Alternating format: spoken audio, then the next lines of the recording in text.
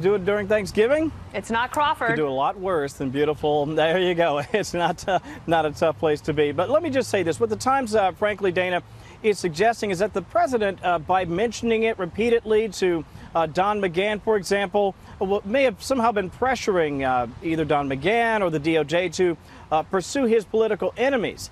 That's the tone and the tenor of the piece, but it's more complicated than that, as you can well imagine.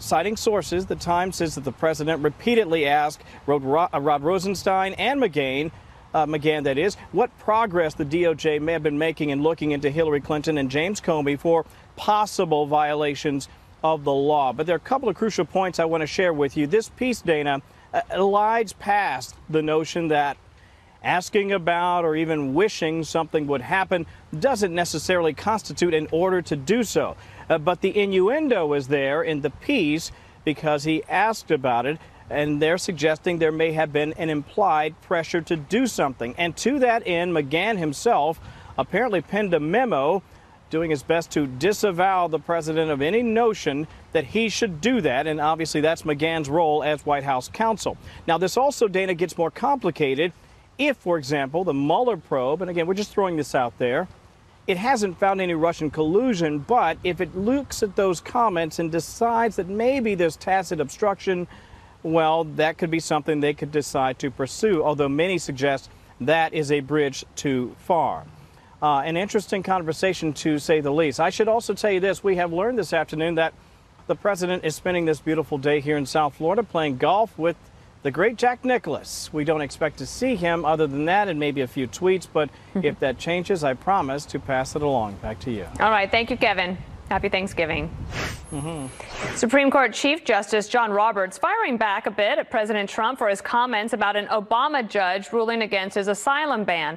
Justice Roberts saying, quote, "We do not have Obama judges or Trump judges, Bush judges or Clinton judges. What we have is an extraordinary group of dedicated judges doing their level best to do equal right to those appearing before them. That independent judiciary is something we should all be thankful for." Let's bring in James Trusty, former Justice Department prosecutor, and he's an IFRA law partner, and his name is, we're going to call him Jim Trusty here from here on out, but his official name is James.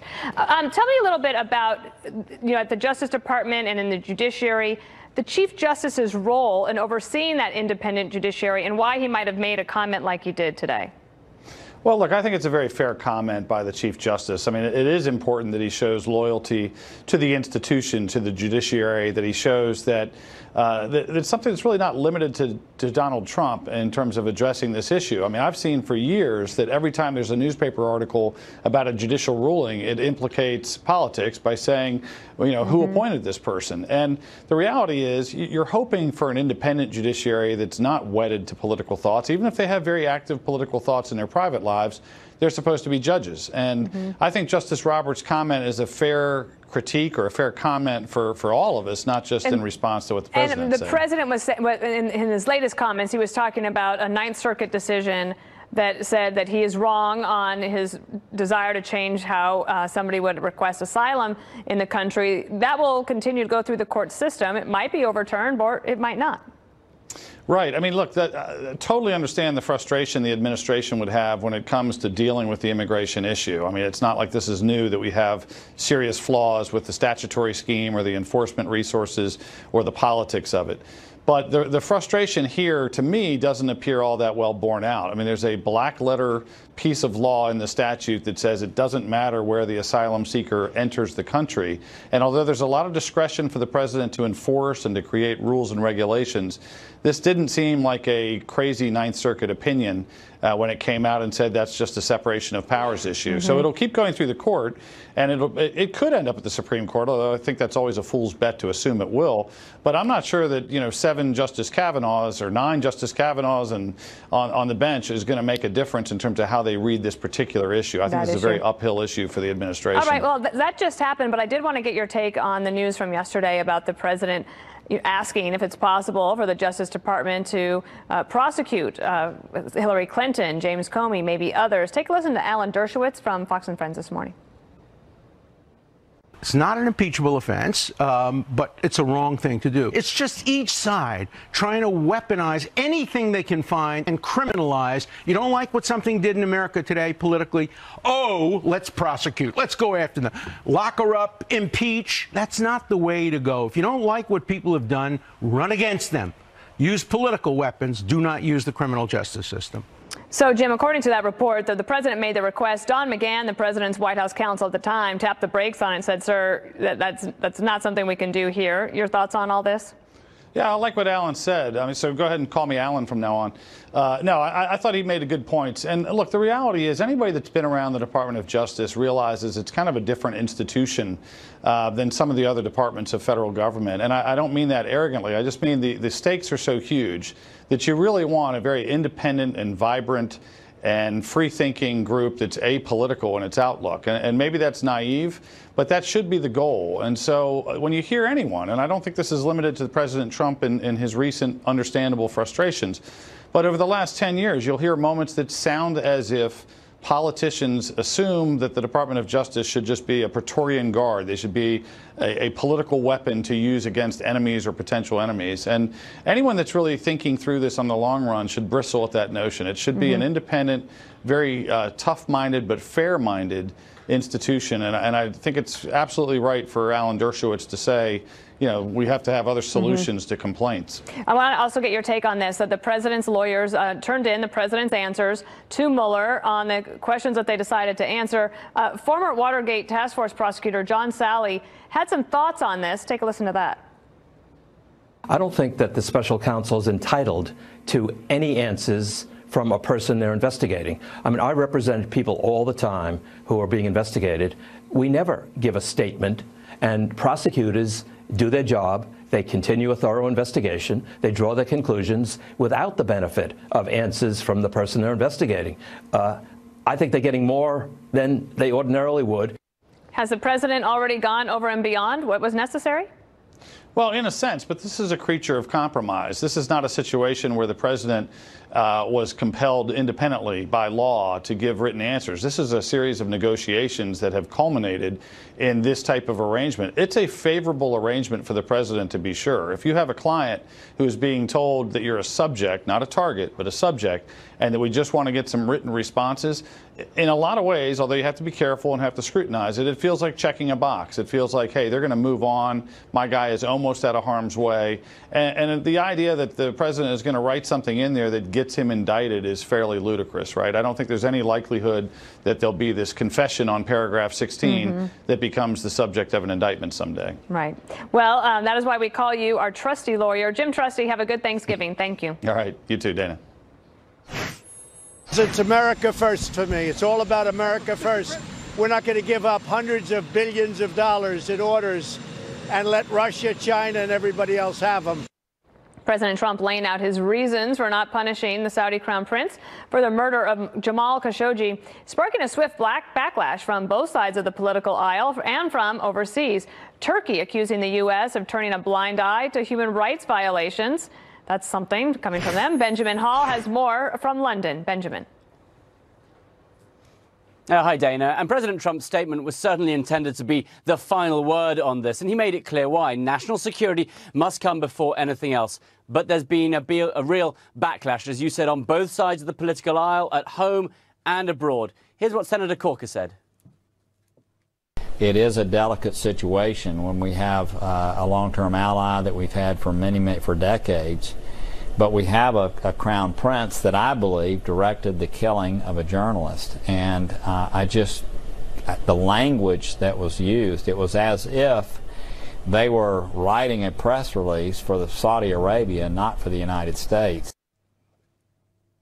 Saudi Arabia is, of course, a key partner on many Middle Eastern issues, and many of those were laid out clearly by the president in his statement yesterday. The new Palestinian peace deal, the Yemeni ceasefire, pushing back against Iran, bringing down oil prices, the war on terror. But some felt this was an opportunity missed.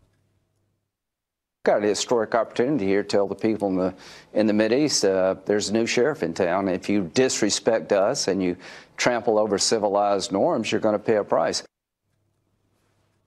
When the president's statement was released yesterday, the Turkish foreign minister was actually in Washington and he met with Secretary Pompeo. He has said the killings shouldn't be covered up just for the sake of maintaining trade ties with Saudi Arabia. This is a humanitarian issue. It is a murder. We cannot say our trade will increase.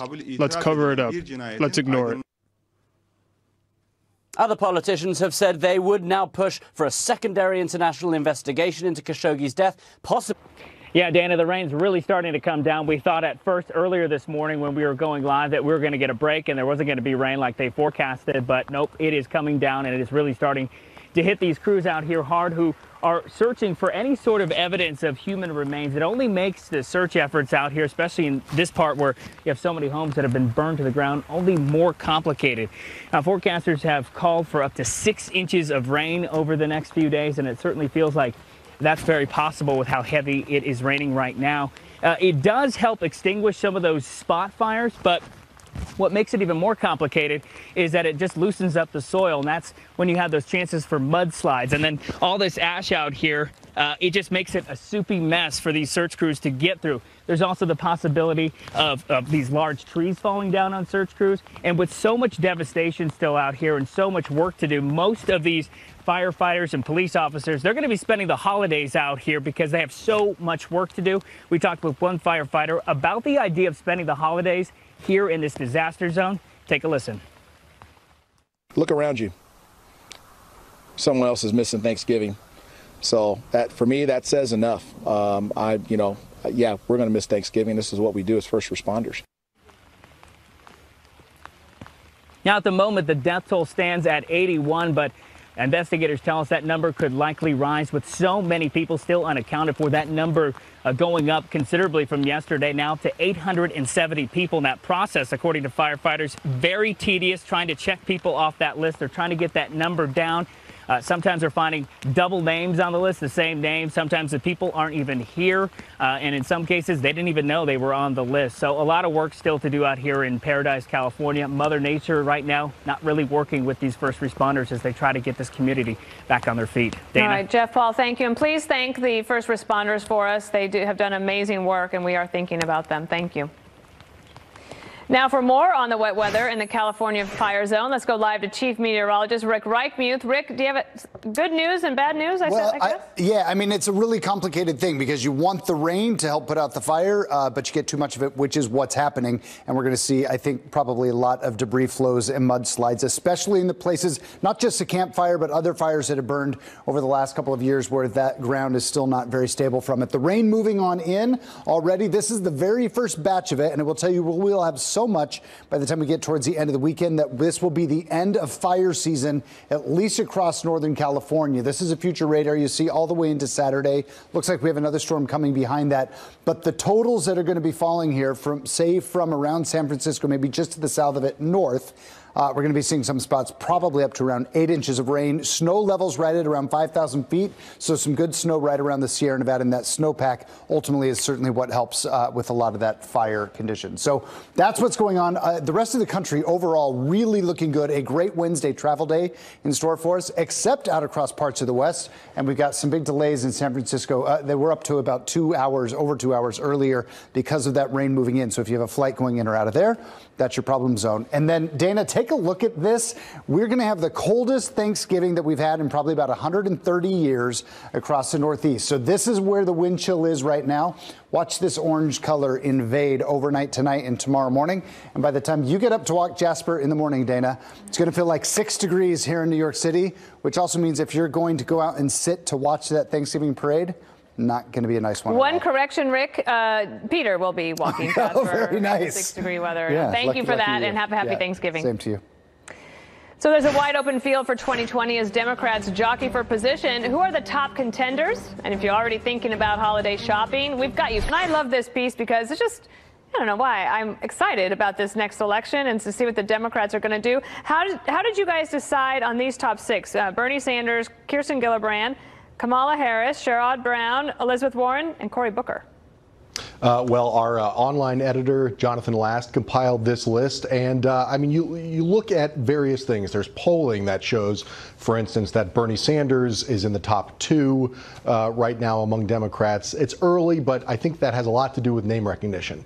So I think Bernie Sanders comes in on that list for that very reason. He's the guy who came in second, very close second. Well, I read the piece. Joe Biden's at the top?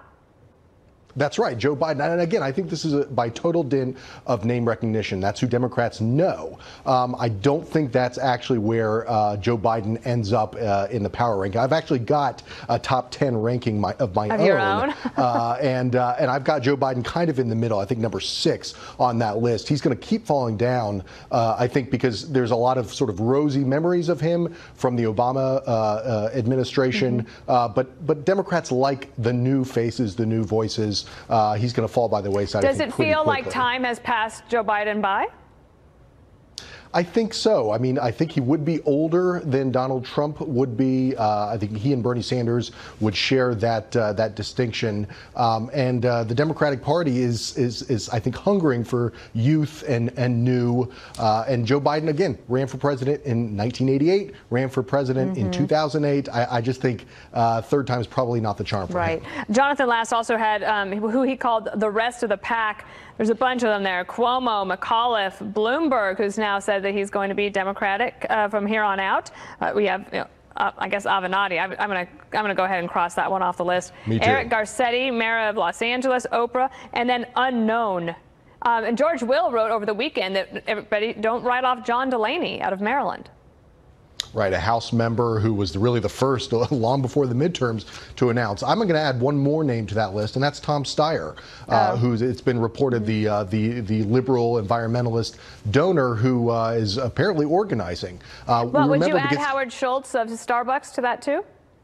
I think possibly. I mean, really, this is sort of a wide open field, not just because of what happened in 2016. I think everybody's thrown out the idea of what the political playbook ought to look like, but it really is a wide open field on the Democratic side. There's no heir apparent. Everybody's kind of jockeying, and why not CEO of a very popular Mike, company? let me ask you one last question. Vanity Fair's Chris Brown was quoting Jen Psaki. She worked in the Obama administration, saying, we've got to find somebody who's going to be an antidote. And she says that Sherrod Brown of Ohio has the proven ability to win Trump voters. He just won that election in Ohio. Is he one to watch? Totally. He won that election by 7 points. All the other races in Ohio a couple of weeks ago went for the Republicans. So I think the proof right there is in the pudding. The question is he what the Democratic base really wants? Again, they're looking for somebody new, young, more a more diverse background. But I think they could do worse than Sherrod Brown. It's almost like they need a composite candidate. I think so. If you could mix them all together in a blender and come out with a composite, that would be the winner. If we were alive in 2080, that might actually be possible by then. Exactly. All right, Michael Warren, happy Thanksgiving and thank you. You too, Dana. Smith facing off against former Congressman Mike Espy, addressing her controversial public hanging comment, insisting it was taken out of context. For anyone that was offended by my comments, I certainly apologize. There was no ill will, no intent whatsoever in my statements. There has never been anything, not one thing in my background to ever indicate I had ill will toward anyone. No one twisted your comments because the comments were live. You know, it came out of your mouth. And I don't know what's in your heart, but we all know what came out of your mouth. Joining me is Michael Meehan, former Chief of Staff for Senator Cantwell and President of Squared Communications, and Alex Conant, former Comms Director for Senator Marco Rubio. He's also a partner at Firehouse Strategies. Thanks for joining me. So this race down there in Mississippi, Alex, I wanted to get your take on it because Mississippi is a very red state, but this election is closer than they thought. President Trump is going to head there to rally next week. Yeah, I mean, Dana, you and I have talked about this before. Midterm elections are all about turnout, especially one like this, which is going to be the only thing people are voting on next Tuesday in Mississippi. And so turnout is absolutely key. If there's enough Democrats in Mississippi so that if we see the sort of enthusiasm and turnout there as we did in other states, the Democrats could pick off a Senate seat. So this is critical that Republicans vote. That's why President Trump is going there, I think, for 2 rallies before the election. It worked in other states. He was able to turn out out Republicans 2 weeks ago. I'm optimistic he'll be able to do it again next week. Well, why don't we take a listen to him and then get Michael Meehan's take on this? This is with President Trump yesterday on this very race.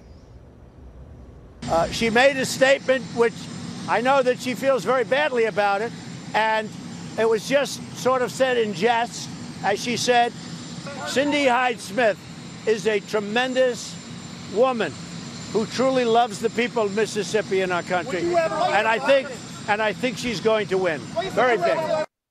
Michael, the Democrats did very, very well in the House. A lot to write home about. Not so well in the Senate this past midterm election just 2 weeks ago. Could they turn that around on Tuesday?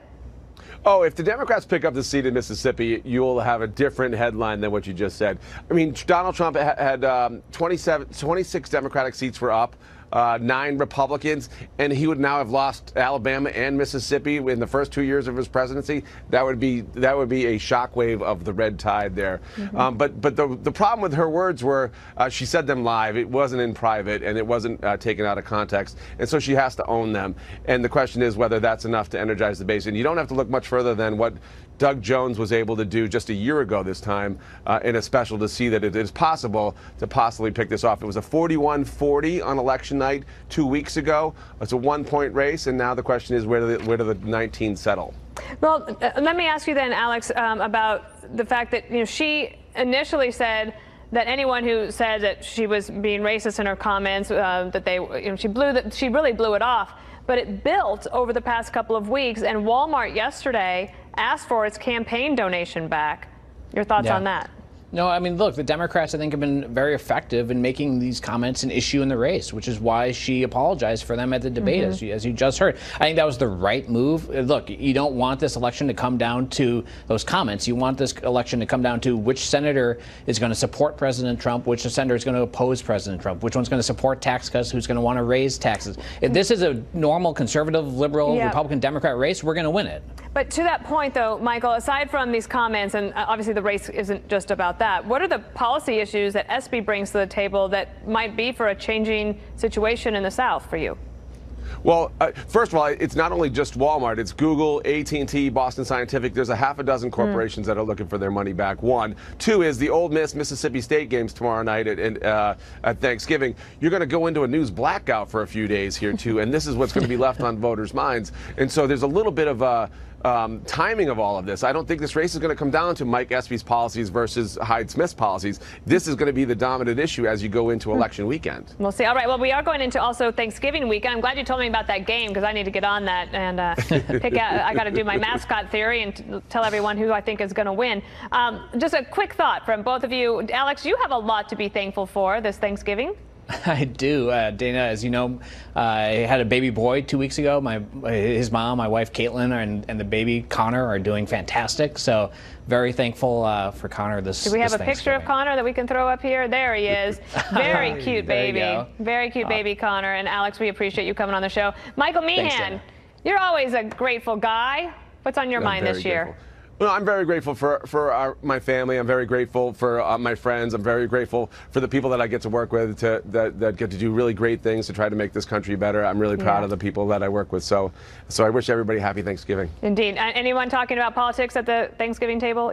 Either of you? Hopefully not. I think we've talked enough about politics this year.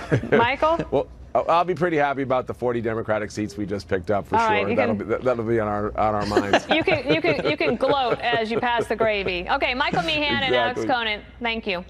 Thank you. Travel today, feast tomorrow. More than 54 million Americans. They're on the move this Thanksgiving. According to AAA, we sent our crew to the crowds. Mike Tobin, he's at Chicago's O'Hare International Airport. Hillary Vaughn, she's at LAX in Los Angeles. Hillary, let's start with you. Hey, Dana, there's a lot more people flying to their turkey this Thanksgiving. Travelers expected to show up in record numbers at airports across the country. 30.6 million people are expected to hop on a flight this holiday, up over 5% from last year. So if you thought lines were long last year, well, they may be a little bit longer this year. But here at LAX, they have a backup plan to help passengers reach their final destination happy and stress-free. Puppies. 70 pups are walking the terminals to help overwhelmed passengers calm down. And their job here is just to unstress passengers, just be petted, that says, like it says, pet me on their vest, to be petted and unstressed passengers.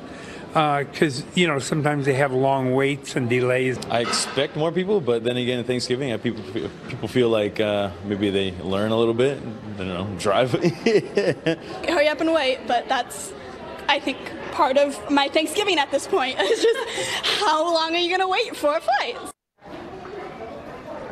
LAX says they'll see about 1.13 million cars roll through this Thanksgiving travel period. So far, lines haven't been too long. It's gridlock getting into the airport that travelers are most annoyed about. Airports haven't seen this many turkey travelers in 13 years, Dana. So here's what's giving people the travel bug. Wages are up, income is up, and gas prices are down, which means people have a lot more options, a lot more places to go, and it's cheaper to get there. Dana? All right, Hillary, you can bring dogs on this program anytime. Thanks for doing that report for us. All right, let's see how the turkey trot is going in Chicago. Mike Tobin, he's at O'Hare International Airport. Mike, what's it like? Looks quiet. And I feel slighted because I don't have any puppies, but I do have good news for you. And the good news is it's not that bad despite the numbers. If you look at the TSA line behind me at Terminal 3 here at Chicago's O'Hare Airport, it's just moving right along. Despite these record numbers, the TSA saw this coming. They budgeted for overtime. They have all the screening positions maxed out right now. So the lines are clipping along. They do, however, ask, if you're traveling today, show up with plenty of time. We recommend that you arrive at least 2 hours before your flight. We're going to have additional hours. We're going to have all lanes operational. We're going to have an overtime budget that has been allocated for additional hours. And we're going to make sure that we process our passengers not only safely, but also efficiently. And as we go to FlightAware.com's misery map, you can see that things are humming along for most of the country. I have a big chunk of red in San Francisco where they're feeling some pain, and it sounds like it's due to some wind gusts that are changing direction. So you've got flight delays there, 30 to 40 minutes in San Francisco. Everybody else is clipping along. You're going to be clipping along if you take to the road because road travel is actually expected to be a little bit down, and that's because gas prices are up. There was a precipitous drop in gas prices in the month of October, but gas prices were so high before that, you're still going to see the highest price per gallon since Thanksgiving of 2014. Dana? All right, Mike. Happy Thanksgiving to you. Thank you. And to you, too. And there's a warning to throw away all romaine lettuce. We have the latest on the massive recall, plus a guide to some of the best Black Friday savings, including ideas for your pets. You're going to want to watch that. And be sure to check out a special edition of my podcast, I'll Tell You What. My husband, Peter, pitch hitting for Chris Starwalt. We talked politics, Peter's time living in Saudi Arabia, and of course... It's a visitor, an American citizen, a preacher. Now that man is dead. New reporting on the bloody bow and arrow attack in a lost civilization. Top of the hour on Shepard Smith reporting. American troops stationed near the southern border and all around the world will get turkey and all the trimmings this Thanksgiving. The Pentagon delivering more than 300,000 pounds of traditional holiday food to service members throughout the Middle East, Europe, and Africa as well. On the menu, of course, turkey, both whole and roasted, plus sweet potatoes and pies for dessert. There's a lot of food going out there. As soon as Americans finish their turkey tomorrow, many will be heading to the stores to score Black Friday deals. And here to help us find the best savings is Vera Gibbons, founder and editor of nonpoliticalnews.com. So I don't go out to the stores anymore. I know a lot of people do, but there's a lot of different ways to get deals. Electronics are a big deal? Oh, huge deal on Black Friday, Dana. I mean, people go specifically out to get the TVs. 55-inch Roku for $350. All the big ones have it. Wow. Amazon, Target, Walmart. It's really the 55-inch TV deal to beat. It's got the Roku interface. It's got the picture quality, bargain price. And then, so aside from TVs, I mean, a lot of people, they watch TV on their laptop, I guess, especially if they travel. So if you want to upgrade your laptop, is this a good time to do that too? I mean, some of the bare bones versions, which are fine for kids, if they need a second one, they're like $100. If you want a Mac, the new MacBook, not the new MacBook, but the MacBook from 2017, that is going for $800. That's the MacBook Air. Obviously, as I say, it's not the one that just came out because that's, you know, over $1,000. But if you want a solid all-around replacement, that's a very good one. And are there plenty? Is there plenty in stock? I know that the iPhone, they might have some problems this year. plenty. Well, yeah, plenty of these items in stock, and then the doorbusters, of course, go like that. But there's plenty of these types of items. Okay, and then we do have, one of our producers. He just bought a new house, so he wants to know about the appliances. Right, you got to buy a washer and dryer, things all like that stuff. Washer and dryer. I never thought of buying that for Christmas, but you're saying this is just a day. This could be a day for deals. Well, there's a lot of self-gifting going on Black Friday too. So if you do need a new dishwasher, there's the Whirlpool. Self-gifting. That's a new term for me. I'm going to use it though. More people are doing it this year because they're feeling good about things. Okay, and clothing. Well, you do better on that on Cyber Monday. That's when you see the site-wide sales. I do like these socks for $1. You have to actually go into the store to get them at Old Navy. Because if you go into the store, you're not just going to come out with $1. They're going to get socks. You're going to buy other things. Exactly. As well. That's the main draw to get you in there, is to buy these cheap socks, and they're great stocking stuffers. And are there any other things that you would recommend for somebody who might have a pet or so? Oh, like somebody like Jasper? Yes. What should we get for Jasper? One of my year? subscribers of NoPo actually suggested one particular item because Jasper apparently likes fish. Yes, he loves fish. Okay, so he likes to look for fish. Oh, he has one of these. Okay, yeah, I don't know we could use another. It's like a bluefish and a salmon 2-pack for $20, 20% off on Chewy. And you know what? Those are actually pretty good because he's not been able to rip them up. Oh, good. Yeah, so those are pretty good. And then goodnightdog.com, which has provided Spike with various beds, donated them to him. Made in America, good old small family-run company. They are offering 10% off dog beds if you go to the website goodnightdog.com and use their promo code SPIKE. I'll tell you, he's always in that bed. He pitched it to me. Tell me about the season overall in terms of shopping. Read a lot of mixed articles about the economy. Economy to me, it looks great, feels great. Then you got the tech sector, you got stocks. But overall, people are going to spend this holiday season. They're going to spend, there's some estimates that say spending could actually top $1 trillion. So wow. If we actually see that number, it would be something. And what if you're looking to make a little extra money this year, you able to find a seasonal job? There's plenty of part-time work available. There's like the Uber driver type of situations that are available. There's lots of opportunities out there. I mean, look at the fast food chains. They need workers desperately. They're going after the seniors because the kids don't actually want those jobs. So, and what are you going to be self-gifting this year? I was considering getting a new iPhone, possibly, but I want the budget model. I don't want the real fancy bells and whistles ones because I've got an old Samsung, as you just saw. So I was thinking about upgrading. How about you? Let's see. Well, the thing is, we're going on a big vacation, right? We're going to go visit a friend's orphanage in Kenya, and we're taking my husband's son, my stepson, and my niece, and so we're all going together. So that's our big purchase this year. Oh, that sounds like fun. Yeah, it's a pretty good one. So experiences, although I think we'll probably have to get a gift as well. Experiences are really big this year. Are they? Where do you find experiences? Anywhere you look. Online? I mean, the retailers are offering all sorts of experiences to get you in there, and they're offering you an ancillary service to go with your product, because just having a product these days isn't really enough. So like DSW Shoe, for example, go in and get a foot massage or a pedicure, a manicure. They're offering that in some locations. So this is the future of retail, the bricks and mortar. Come in, give you we'll do something there, right? Well, we can get out there and see your fellow Americans. It'd be fun. All right, Vera Gibbons, have a happy Thanksgiving, and thank you for coming in today. More signs of a changing economy. One major retailer announcing plans to close hundreds of stores. Plus the latest on romaine recall as stores across the country purge their shelves of the lettuce. Cases of romaine, packages of romaine, probably over 200 pounds of lettuce we've thrown away today.